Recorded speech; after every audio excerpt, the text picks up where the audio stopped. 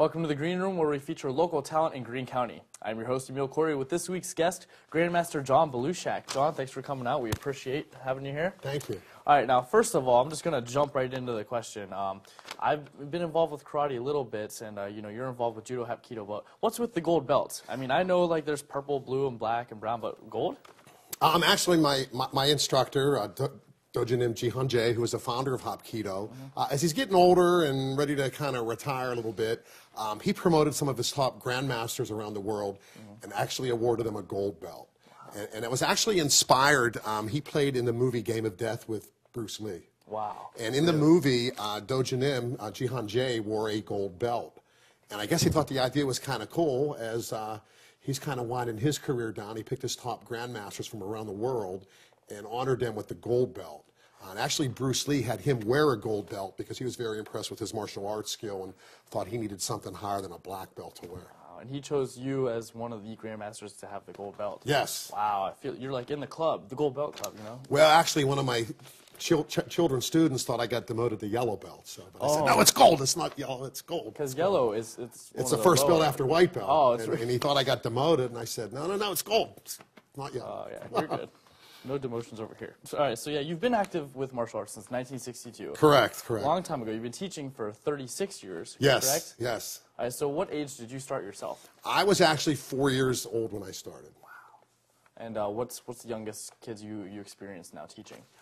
We start them around 4 years of age. I guess we kind of have a passion for 4-year-olds to get started because that's how old I was when I started. Yeah, it's just the right age, you know, you're walking around, you can run them, you kick and everything. Is that the best age, you think? Yes, yes. Okay. All right, and, talking about Judo, Hapkido, what exactly is it? Those words are kind of foreign to me. I did some form of karate in my years, but Judo and Hapkido, what are they? Well, they're actually two separate martial arts. Judo is more of a competitive sport. It's in the Olympics. Okay. Judo deals with throws, grappling, arm bars, and strangulations. And it is more, as I said, practice as a sport. Okay. Hapkido is one of the more traditional style martial arts. That's main purpose is not only self-defense, but self-preservation also. And you cover both of these at your I teach them both. I'm a 6th-degree black belt in Judo and a 9th-degree black belt in Hapkido. Wow. How many degrees are there? In Judo, there's 10. Okay. And in Judo, there's 10 in Judo. I think there's maybe only 2 10th dans in the world right now. One of the top 10th dans just passed away recently. You said you were 6th, correct? I'm a 6th, yes, okay. Yes. So over the hump, though, you're all, yes, you see the finish line. Usually in Judo, it's based on age. Okay. So when you get up there after 6th, 7th, 8th on, it's kind of an honorary thing. If you've dedicated so much of your life to the art, they actually award you, the higher belts. Okay, and we talked about, Judo being more of a competitive sport, yes. And you yourself have competed over the years, in Judo. I competed in Judo for about 25 years. Wow. And I understand you've won some amazing awards throughout the years. You've been Grandmaster of the Year and everything. I don't know, does that relate to the Judo side? That's more the Hapkido side. Okay, on the Judo side, what's the most prestigious award you've won? I fought in the nationals. I placed there. I fought in international competition when I was there. I was actually one of the youngest people in the United States to get awarded their black belt when I was 15. Wow. So you were on the Junior Olympic team, is that correct? Or? I competed in the Junior Olympics back in the early 70s, 72, 73, somewhere in there. Oh, it's not that long ago. All right. And I understand your wife is a big part of this? My wife is currently a 5th-degree black belt. Wow. She's actually one of the highest-ranking women in the world in Hapkido. Well, that's... And I didn't promote her. My teacher did. Oh, okay. Well... No nepotism there. Hey, way to go, though. I mean, yes. look who you're with. 5th in the world. All right. Talking about Hapkido now. We talked about Judo, for the competitive side. Hapkido. What is Hapkido all about? I heard you say it's mainly defense. Yeah, Hapkido it's a Korean-based style of martial art. Okay. Hapkido employs kicking techniques that are targeted towards specific body parts, wrist locks, joint locks, pressure points, self-defense techniques, grappling, defense against weapons. We get into weapons as you get a little bit more advanced. So it's a very eclectic style of martial art that combines a lot of different facets of combat. Okay. And you yourself, coming up through the years practicing Judo and Hapkido, have you ever had to experience real, live, weaponry coming towards you? Like, have you had to defend yourself, to defend your life? Yes.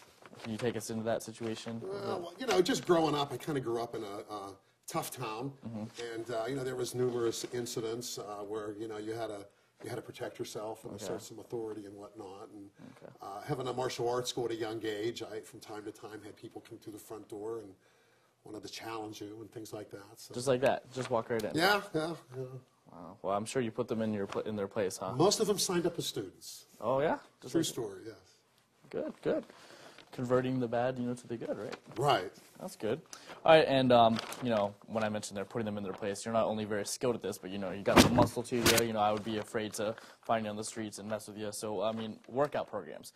What do martial artists do mainly if they want to be in the best shape to perform their duties? I think what most martial artists do is practice their game. If you're a judo competitor, you can lift weights, you could run, you can do some extra aerobic activity, but nothing beats actually on the mat training.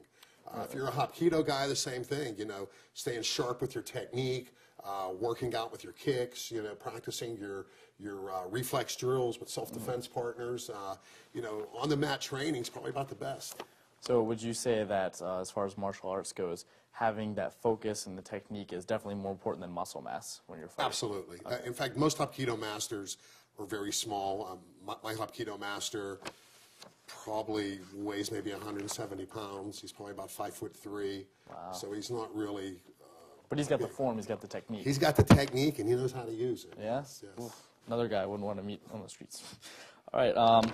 Now, talking about, the training and everything like we just mentioned, what about sports? We were talking about how it can get you in great shape, but can it help you, martial arts, can that help you perform in a specific sport that you feel? I definitely had a lot of feedback from parents and students that their child developed a little bit more focus. So when he's playing a game, he might have a little bit more of a warrior mindset where he's not going to give up so easily in a game if he's losing.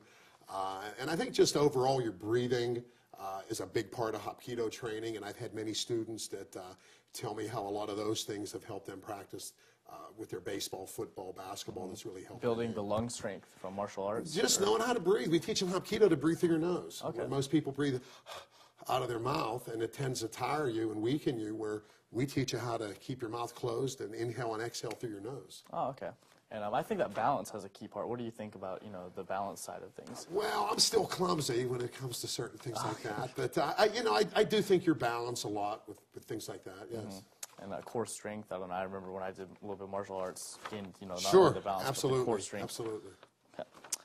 And we're going to go back to the kids side of things now. You have little kids that are training, what do you tell them to do outside of training? What do you say to them, hey, before you come back, make sure you eat this or stay out of this? Like, what's your best advice? Well, with children, we really gauge the success of our program, Emile, in 3 areas. First off, at home, good martial arts in the school always starts and ends with respect. When we bow before we start class and we bow at the end. So we like to see that respect carry over at home with a yes, sir, yes, ma'am attitude towards mom and dad. So as we definitely, as we treat the dojang with respect, you should treat the house with respect. We don't yell and carry on in the dojang. We certainly shouldn't do that at home. We also relate our progress into their academics in school. We teach kids that it's okay to sit up straight and put your hand up when you know the answer, and carry over some of the focus and discipline into the classroom, into their regular classroom. As far as in the dojang, we like to see their fitness level improve, their martial arts skill, their attitude on the mat. So we really like to get that AAA rating across the board with all 3 of those things. You mentioned the dojang. Am I saying that correctly? Dojang. Dojang. Dojang. Dojang. Dojang. Is there a G at the end? Yes. Dojang. Dojang. Dojang. Yes. Did I get it? Right. So that's good. I called it the studio earlier. I think. Right. Okay. What's that? Is there like... Dojang's actually a Korean term for school. Okay. Place that you train at. That makes sense. Yeah. All right. Dojang. I got it? But if you say studio, you know what you're talking about. So. Studio dojang. Yeah. I'm going to say dojang from now on, Okay. and hopefully people will look at me Use the lingo. Use the lingo. Okay. I think I get a little bit more respect on the martial arts side of things. Absolutely. Like that. All right. Good deal. Well, we're going to take a short break, but coming up we will continue to hear more about John and his craft.